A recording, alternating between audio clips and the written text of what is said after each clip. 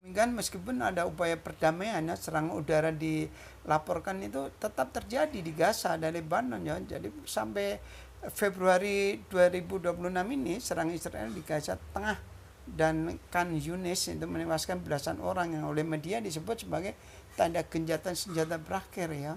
Namun demikian Israel sempat berencana membuka kembali penyeberangan Rafah pada awal Februari 26 untuk pergerakan orang. Namun pengawasan tetap sangat ketat dan bantuan masih sering terlambat dan juga masih terjadi serang-serangan ya, pemaksaan diri ya tentara Israel sehingga banyak yang tewas juga di situ ya. Februari 2026 situasi di Israel itu memang dilaporkan sangat tegang sekali ya akibat kombinasi gejolak internal dan eskalasi konflik di perbatasan itu.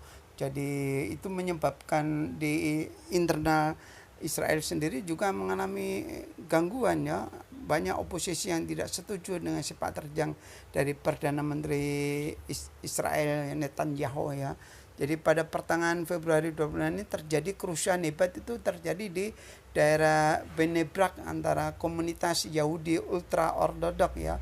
Jadi Yahudi ultra ortodok itu tidak setuju dengan apa yang dilakukan oleh Netanyahu. Itu dia Yahudi ultra ortodok itu melakukan keributan dengan polisi ya, membuat kekacauan, jadi bentrok dengan polisi lah ya. Jadi bentrok dipicu oleh penolakan wajib militer. Jadi bagi pemuda Haredi, namanya pemuda Haredi ya, di Bnei Brak, itu wilayah ortodok Yahudi ortodok Israel. Jadi mereka sebagian muda-mudinya itu tidak mau ditunjuk oleh Netanyahu untuk menjadi wajib militer ya, karena banyak yang kekurangan tentara militernya kurang Israel, sehingga terpaksa karena tidak ada orang lagi, jadi dipaksalah itu orang-orang Yahudi Bnei Brak itu, komunitas Yahudi ultra ortodok namanya Haredi itu dipaksa untuk wajib militer. Namun mereka pada memberontak, tidak mau, sehingga ribut dengan polisi ya, karena memang tidak suka dan apa yang dilakukan Netanyahu. Dan pemerintah Israel baru saja juga menyetujui proses pendaftaran tanah di area C, yaitu tepi barat, sebagai properti negara pada 15 Februari 2026. Langkah ini memicu kecaman internasional dari PBB dan Uni Eropa yang menyebutnya sebagai aneksasi ilegal. Jadi Israel sangat arogan sekali ya. Kejahatan senjata belum selesai tapi udah berani mengklaim kalau tepi barat itu dianggapnya udah menjadi properti negaranya, udah menjadi tanah permanennya, mengumumkan diri ya, sehingga mendapat kecaman dari PBB juga Uni Eropa. Bahasanya apa yang diklaim oleh Netanyahu itu sebagai sesuatu hal yang ilegal ya, aneksasi ilegal yang tidak sah.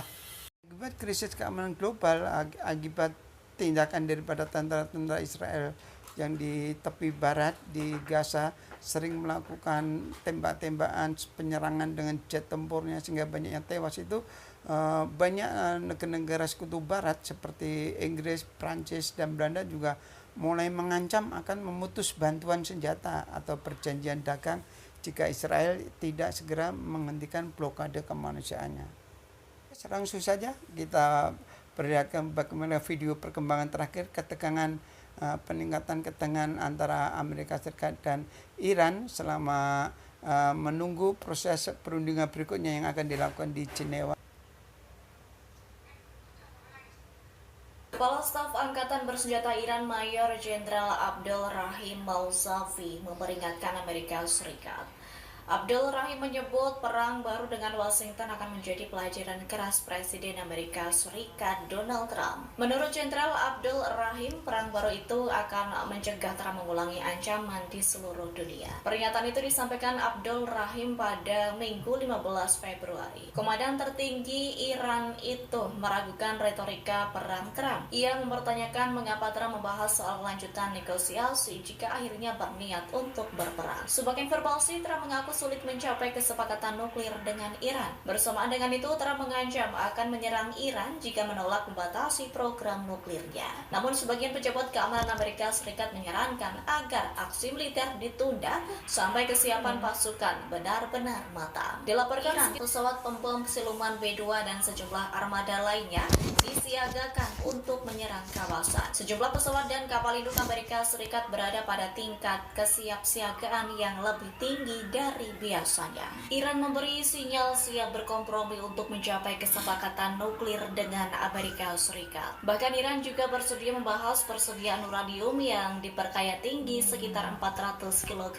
Namun hal itu akan dilakukan Iran jika Amerika Serikat mencabut sanksi ekonomi terhadap negaranya. Pernyataan itu disampaikan Wakil Menteri Luar Negeri Iran Majid Ravanchi pada Minggu 15 Februari.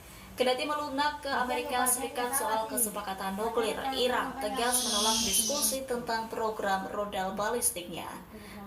Ravanchi menegaskan Iran tak akan menghilangkan apa yang dianggapnya sebagai kemampuan pertahanan. Bahkan Iran menolak mengaitkan pembicaraan nuklir dengan kebijakan regionalnya, termasuk dukungan untuk kelompok-kelompok bersenjata sekutu. Sebelumnya, Presiden Donald Trump mengancam akan menyerang Iran jika perjanjian pembatasan program nuklir gagal dicapai. Pasukan Trump sudah menargetkan titik vital di Iran, termasuk menyerang situs nuklir di wilayah Iran. Sembari menunggu sikap Iran, Trump mengerahkan kapal induk dan armada lainnya ke Timur Tengah. Presiden Amerika Serikat Donald Trump mengaku akan mendukung serangan Israel jika negosiasi nuklir dengan Iran mengalami kegagalan.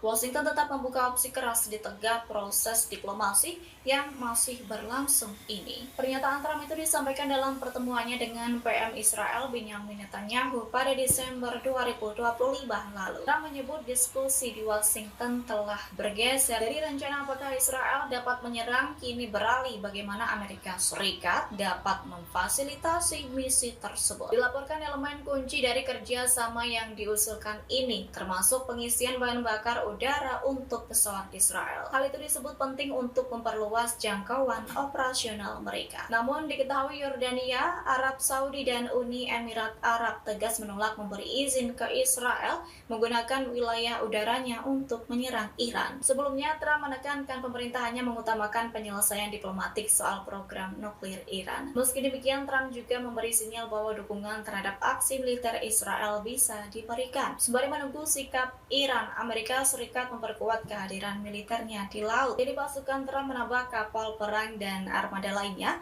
untuk mengantisipasi meningkatnya ketegangan di kawasan. Diketahui sekitar 30 hingga 40 ribu tentara Amerika Serikat berada di kawasan Timur Tengah. Sebagian dari mereka disebut masih kekurangan sistem pertahanan udara untuk menghadapi kemungkinan serangan balasan. Presiden Amerika Serikat Donald Trump bersedia bertemu dengan pemimpin tertinggi Iran Ayatollah Ali Khamenei. Hal itu terjadi saat Amerika Serikat mengerahkan kapal induk terbesarnya USS Gerald R. Ford ke dekat Teheran. Bahkan kapal induk itu telah bergabung dengan kapal berkekuatan nuklir Amerika Serikat di dekat perairan Iran. Menteri Luar Negeri Amerika Serikat Marco Rubio mengklaim Trump bersedia bertemu Khamenei. Pernyataan Marco Rubio menandakan kesediaan Amerika Serikat untuk terlibat dalam pembicaraan dengan Iran. Menlu Amerika Serikat mengatakan Trump lebih memilih mengejar kesepakatan dan negosiasi dengan kepemimpinan Teheran. Rubio memproyeksikan Trump sebagai sosok yang semangat menyelesaikan konflik global melalui dialog. Yang mengatakan Trump tidak memandang pertemuan dengan seseorang sebagai sebuah konsensi. Sementara terkait ambisi nuklir, Rubio juga buka suara. Ia mengatakan Iran tidak akan pernah diizinkan memiliki senjata nuklir. Pasalnya menimbulkan ancaman bagi Amerika Serikat,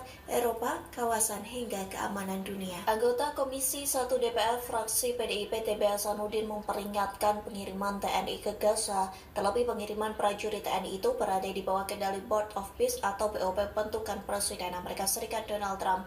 Ia menilai keputusan itu sangat berisiko tinggi dan tidak menguntungkan. Hal itu disampaikan TB Hasanuddin kepada wartawan pada Minggu 15 Februari. Ia menilai partisipasi Indonesia merupakan eksperimen pemerintah Amerika Serikat. Bahkan pengiriman TNI ke Gaza sangat berisiko tinggi. Selain itu, pengiriman prajurit ke wilayah Palestina akan menelan biaya tidak sedikit. Kader PDIP itu menyoroti belum jelasnya mandat pasukan International Stabilization Force atau ISF Pasalnya BOP menjadi organisasi yang secara struktural didominasi Amerika Serikat, bukan bersifat kolektif kolegial. Selain itu dalam piagam pendiriannya, BOP tidak spesifik menyebutkan soal perdamaian Gaza. Dalam hal ini, TB Hasanuddin menilai berbahaya karena ISF dapat menjadi seperti cek kosong. Ia pun wanti-wanti potensi perubahan mandat sesuai kepentingan tertentu. Pihaknya juga memperingatkan anggaran yang tidak murah. Pengiriman pasukan untuk misi ini dinilai belum jelas hingga berpotensi membebani keuangan negara. Israel ketakutan sendiri di tengah negosiasi kedua antara Amerika Serikat dan Iran. Adapun negosiasi kedua akan dilakukan di Oman terkait perundingan nuklir. Israel meminta Amerika Serikat agar dalam perundingan itu membahas soal rudal hingga pengayaan uranium. Hal itu disampaikan Perdana Menteri Israel Benjamin Netanyahu pada Minggu 15 Februari yang menguraikan syarat-syarat utama yang diperlukan untuk sebuah kesepakatan, termasuk soal pembatasan program rudal balistik Iran. Netanyahu mengaku ragu dengan Iran yang disebut tidak dapat diandalkan. Namun Netanyahu meminta kepada Trump saat berunding dengan Iran harus mencakup beberapa komponen. Adapun hal itu berkaitan dengan keamanan Israel dan Amerika Serikat. Beberapa poin yang harus dibahas terkait Iran harus meninggalkan semua material yang diperkaya. Netanyahu juga meminta agar Iran tidak lagi mengembangkan pengayaan uranium. Bahkan Iran diminta membongkar peralatan dan infrastruktur yang memungkinkan pengayaan sejak awal. Israel menambahkan kesepakatan Amerika Serikat dan Iran juga harus membahas program rudal balistik Tehran.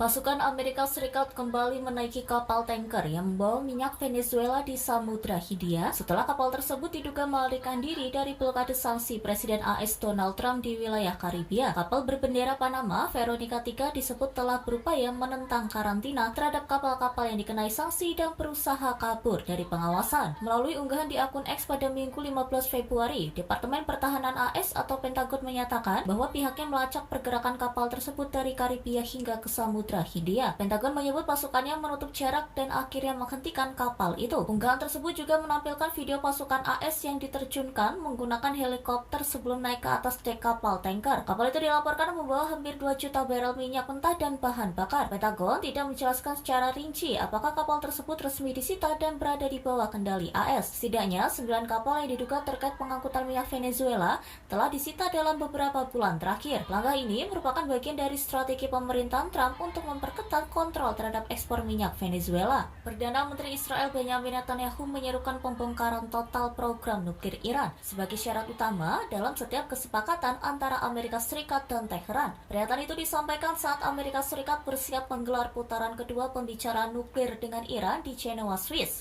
Berbicara dalam konferensi tahunan Organisasi Yahudi Utama Amerika pada Minggu 15 Februari, dilaporkan Netanyahu mengaku skeptis terhadap kemungkinan tercapainya kesepakatan. Namun, ia menyebut telah menyampaikan kepada Presiden AS Donald Trump bahwa perjanjian apapun harus memenuhi sejumlah syarat mendasar. Netanyahu menegaskan seluruh bahan nuklir yang telah diperkaya harus dikeluarkan dari Iran. Ia juga menuntut agar tidak ada lagi kemampuan pengayaan uranium, termasuk pembongkaran peralatan dan infrastruktur yang memungkinkan proses tersebut berlangsung. Selain itu, ia meminta persoalan rudal balistik Iran turut dimasukkan dalam kesepakatan. Netanyahu menambahkan bahwa inspeksi terhadap program nuklir Iran harus dilakukan secara nyata serta berkelanjutan tanpa jeda serta bersifat substantif dan efektif. Meski demikian, Netanyahu dan Trump disebut memiliki perbedaan pandangan mengenai kemungkinan tercapainya kesepakatan baru. Teheran menyatakan bersedia membahas pembatasan program atomnya dengan imbalan pencabutan sanksi, tetapi menolak mengaitkan isu tersebut dengan program rudal balistik. Presiden Amerika Serikat Donald Trump menyatakan negara-negara anggota Dewan Perdamaian telah menjanjikan lebih dari 84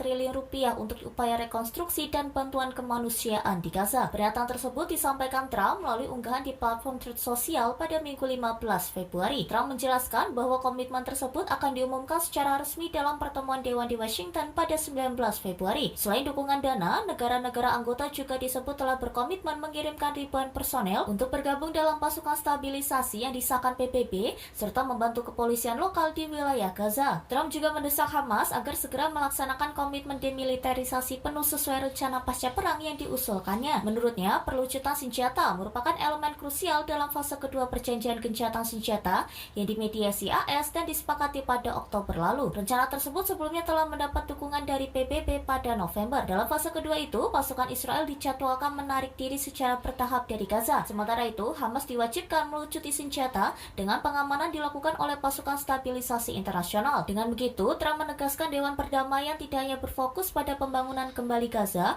melainkan memiliki cakupan yang lebih luas, yang menyebut lembaga tersebut berpotensi menjadi badan internasional yang sangat berpengaruh. Presiden Amerika Serikat Donald Trump dan Perdana Menteri Israel Benjamin Netanyahu dilaporkan sepakat untuk meningkatkan tekanan terhadap Iran, khususnya dengan menargetkan penjualan minyak milik Teheran ke China. Laporan Axios pada 15 Februari menyebut kedua pemimpin berkomitmen menggunakan tekanan maksimum terhadap Iran, termasuk dalam hal ekspor minyaknya ke China. Seorang pejabat senior AS yang dikutip dalam laporan itu menyampaikan bahwa langkah tersebut menjadi bagian dari strategi tekanan penuh terhadap Teheran. Menanggapi kabar tersebut, Kementerian Luar Negeri China menyatakan bahwa kerjasama normal antar negara yang dilakukan dalam kerangka hukum internasional adalah sah dan patut dihormati. China diketahui menyerap lebih dari 80% ekspor minyak Iran. Jika ekspor tersebut ditekan, Iran berpotensi kehilangan sebagian besar pendapatan minyaknya. Di tengah rencana peningkatan tekanan itu, diplomat AS dan Iran sebelumnya telah menggelar pembicaraan nuklir melalui mediator Oman pada pekan lalu. Upaya diplomasi tersebut dilakukan setelah Trump memposisikan armada Angkatan Laut AS di kawasan. Sementara itu, militer Amerika Serikat bersiap menghadapi kemungkinan operasi berkelanjutan terhadap Iran. Situasi ini kembali menandai meningkatnya ketegangan geopolitik di tengah tarik ulur diplomasi dan tekanan ekonomi terhadap Teheran. Militer Amerika Serikat dilaporkan tengah mempersiapkan kemungkinan operasi militer yang bisa berlangsung berminggu-minggu terhadap Iran. Serangan dapat dilakukan jika Presiden Amerika Serikat Donald Trump memberi perintah serangan. Menurut sumber, serangan operasi ini berpotensi menjadi konflik yang jauh lebih besar dari sebelumnya. Langkah ini dipandang sebagai eskalasi ketegangan yang signifikan di kawasan. Persiapan tersebut dilakukan di tengah upaya diplomasi yang masih berlangsung antara Amerika Serikat dan Iran. Pekan lalu, delegasi kedua negara menggelar pembicaraan di Oman untuk membahas program nuklir Teheran. Namun, situasinya tetap memanas lantaran kekuatan militer Amerika Serikat terus meningkat. Pentagon mengirim kelompok kapal induk tambahan, termasuk kapal induk USS Gerald R. Ford yang akan bergabung dengan USS Abraham Lincoln di kawasan Timur Tengah. Selain kapal induk, personel tambahan, jet tempur, kapal perusak dengan rudal berpemandu, dan pesawat pengintai juga telah dikerahkan. Pengerahan dilakukan dalam beberapa pekan terakhir sebagai bagian dari upaya memperkuat postur militer. Dalam pidatonya, Trump mengatakan jika mencapai kesepakatan dengan Iran tidak mudah dan menegaskan bahwa terkadang tekanan kuat diperlukan. Ia juga menyinggung kemungkinan perubahan rezim di Iran sebagai hal yang mungkin terbaik. Ketika ditanya tentang target fasilitas nuklir Iran, Trump menyatakan bahwa sebagian besar telah dihancurkan dalam operasi sebelumnya. Presiden Amerika Serikat Donald Trump melakukan pembicaraan dengan Perdana Menteri Israel Benjamin Netanyahu di Gedung Putih pada Rabu 11 Februari 2026. Keduanya sepakat meningkatkan tekanan ekonomi terhadap Iran dengan menyeret negara lain. Amerika Serikat berencana membatasi ekspor minyak Iran ke China. Ini akan menjadi bagian dari kampanye tekanan maksimum yang diperbarui bersamaan dengan negosiasi nuklir dengan Teheran. Diketahui China membeli lebih dari 80% ekspor minyak Iran, menjadikannya sumber utama pendapatan minyak mentah bagi Teheran. Setiap pengurangan signifikan dalam pembelian tersebut akan meningkatkan tekanan ekonomi pada Iran secara tajam, sehingga dapat memengaruhi perhitungan Iran dalam pembicaraan nuklir dengan Washington. Langkah-langkah tersebut dapat semakin memperumit hubungan Amerika Serikat-China yang sudah tegang. Tiongkok langsung memberikan respon terhadap tindakan Amerika Serikat Israel. Mereka menyebut jika kerjasama yang dilakukan dalam kerangka hukum internasional adalah wajar dan sah. Sementara para pejabat Amerika Serikat mengatakan kampanye tekanan akan berjalan paralel dengan diplomasi dan peningkatan kekuatan militer di kawasan. Di lain sisi, Washington juga mempersiapkan rencana darurat